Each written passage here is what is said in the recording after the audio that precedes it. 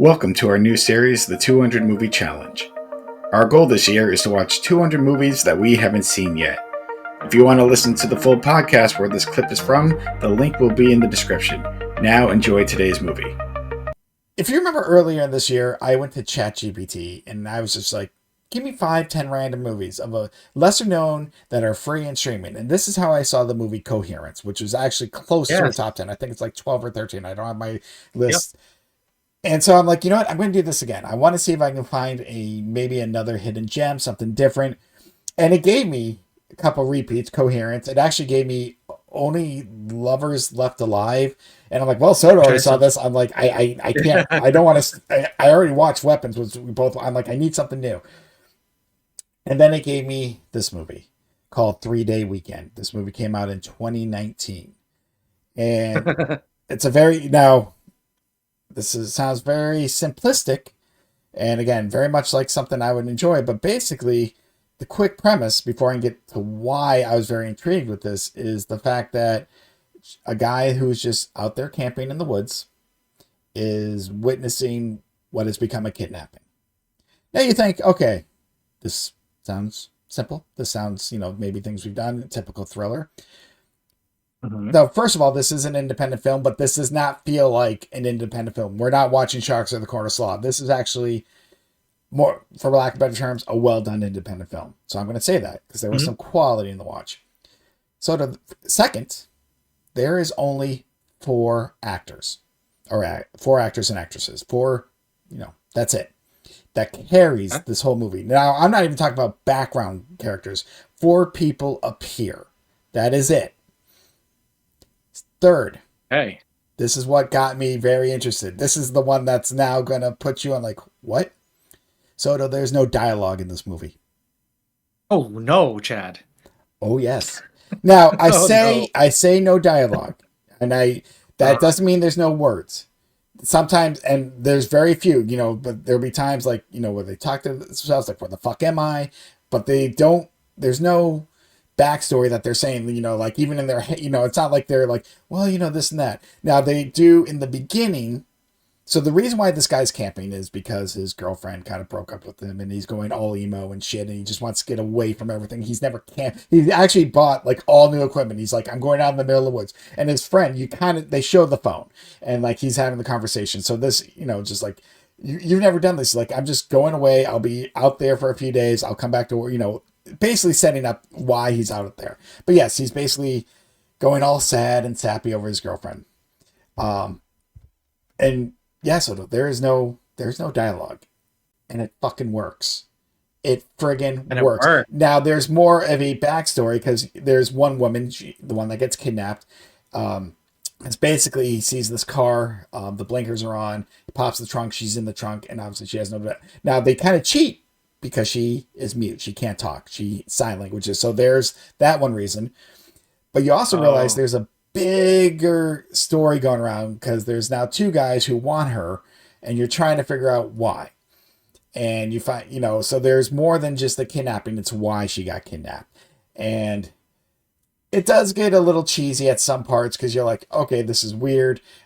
Like, I will admit the first thing the guy's like, he's like, I'm fucking out of here. Like he sees the girl, he's been shot at and he's, it's not like he's trying to save the day. His initial thought, which, for pretty much most of us who aren't heroes are like, I'm just going to get the fuck out and find the police. Like, what the hell am I going to do? You know what I mean? And obviously there's the same old tropes. Oh no, the car won't start. Oh no, the other one's out of gas or something. So I'm like, oh, come on. But I'm like, okay.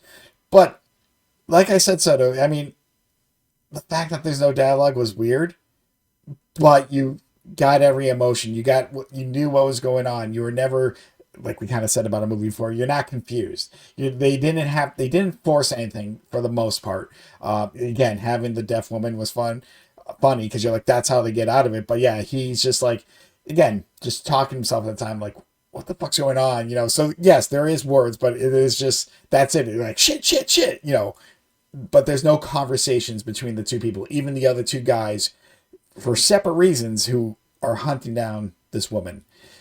So there is this little puzzle thriller going on,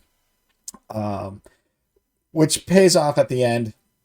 But then it's one of those things like, this seems way too elaborate. But oh well, I'm in for the ride. But yeah, so again, the no dialogue thing is what got me hooked. I'm like, I need to know how this works and why it works. Oh, I kind of was expecting like this is just gonna be bad. There's gonna be no sound, no nothing.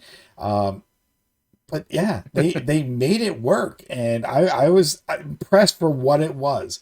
And I've said this about a film or two. Like, this is, you mentioned, going out in the woods and just maybe filming something scary in New Hampshire. Maybe this isn't really scary, but that's how I felt. Like, Yeah. they just like, hey, let's just go out. We can film this if we do this right. And again, it wasn't like it looked cheesy. You can tell this was actually quality film. Not again, I say that because we watched Slaw. I know we watched Sharks of the Corn, where you're just like, oh my god. And the acting again wasn't bad. A couple of the guys maybe a little cheesy, but for the most part, the two main characters, the guy that's camping and the girl, like they carry this film and they carry it well. So yeah, so I mean, it's less than 90 minutes. I don't know what else to say without trying to spoil it. But obviously, they Less than 90 minutes. Okay. it that makes it is sense. around that, yeah. So it wasn't actually. I'm looking it up now. 79 minutes. So it is an easy watch, and the fact that I was a little worried. I'm like, God, if there's no dialogue, I'm probably gonna get bored of this quick. I was worried, and I'm like, I wasn't bored. Is it the best thing following I it. watch? Yeah, no, I followed it easily. Couple weird parts or weird character. A couple of the guys were just. I guess the other two guys were just weird in some parts.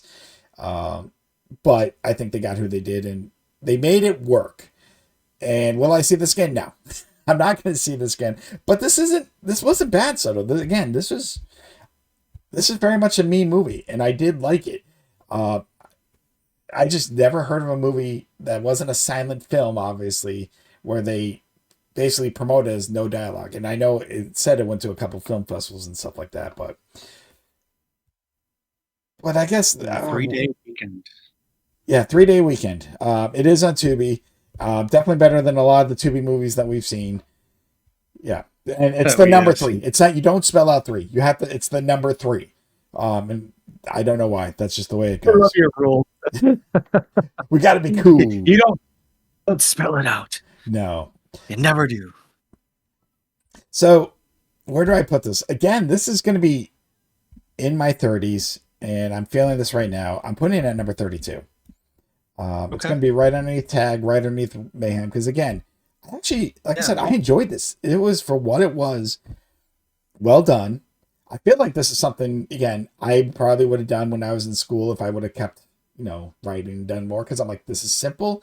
You don't need a lot of special effects. You can, the few blood scenes you can fake, so like this is an easy movie for any independent. Again, you joke that this felt like an early 2000s. Yeah, this movie could have easily been done in the 90s and it would have just been as good.